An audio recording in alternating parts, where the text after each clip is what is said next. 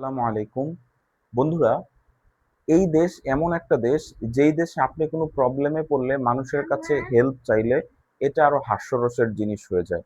এটা কিন্তু আসলে ঠিক না। দেখেন, আপনি মানুষ মানুষের জন্যে, তাই না? মানুষ মানুষকে হেল্প করবে, মানুষ মানুষকে সাহায্য করবে, মানুষ মানুষকে ঋণ দিবে, আবার ঋণ নিবে, এটাই তো স্বাভাবিক।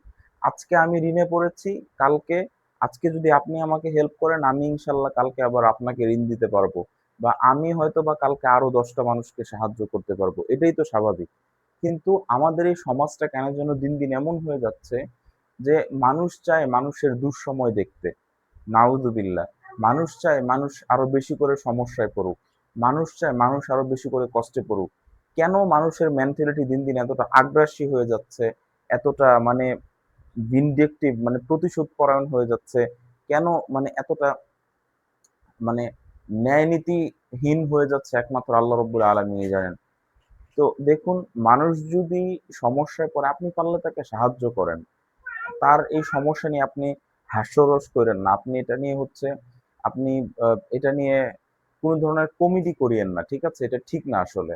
সে আপনার কাছে সাহায্য চাইছে মানে কি? তার মানে সে যে গরিব, বা গরিব হইলেও কি? মানে মানুষ তো আল্টিমেটলি, সে যদি চুরি ডাকাতি না করে, সে যদি আপনার মানে কোনো খারাপ কাজের মাধ্যমে আপনার কাছে, তাহলে কিন্তু আপনার তারে নিয়ে কোনো ধরনের অভিযোগ থাকা ঠিক না, হ্যাঁ?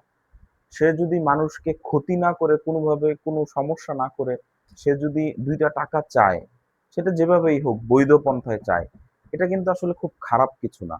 কিন্তু আমাদের সমাজ, মানে এই সমাজ দিন দিন এতটাই নিকৃষ্ট এবং একটা শয়তানি সমাজ সমাজ হচ্ছে, যেই সমাজে আপনি যত ভালো কাজ আছে, যত ভালো কাজ, সব ভালো কাজকে আজকে নিচু করে দেখা হয়। আল্লাহ সকলকে হেফাজত করুক।